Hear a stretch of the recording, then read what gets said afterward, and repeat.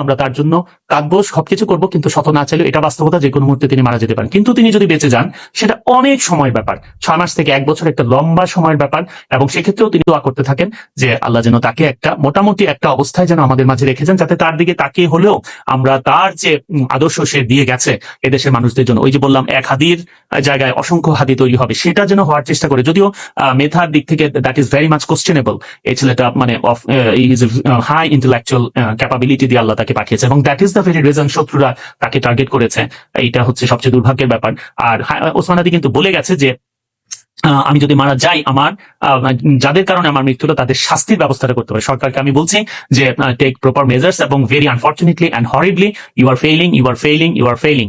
আপনারা চেষ্টা করেন এদেরকে ধরার জন্য, এবং দৃষ্টান্তমূলক শাস্তির ব্যবস্থা করতে হবে অ্যাজ আর্লি অ্যাজ পসিবল, খুব দ্রুততম সময়ের মধ্যেই।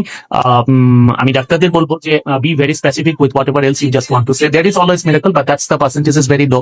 এ reality is a reality. Rare সিচুয়েশনে কেউ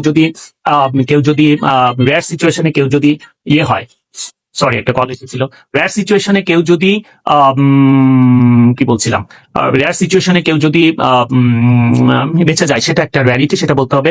বলে না যে exceptions can never be example.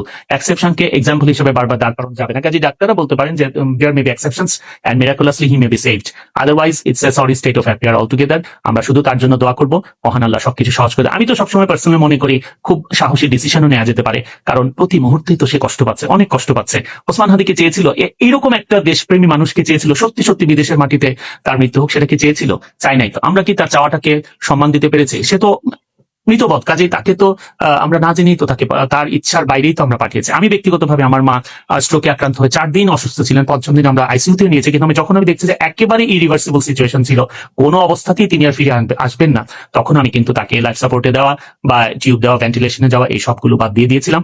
এবং আমার 2 বোনের সাথে আমি কথা বলেছিলাম যে এই ধরনের সিচুয়েশনে let me take some brave decisions. এটা হচ্ছে কথা। তো যাই হোক,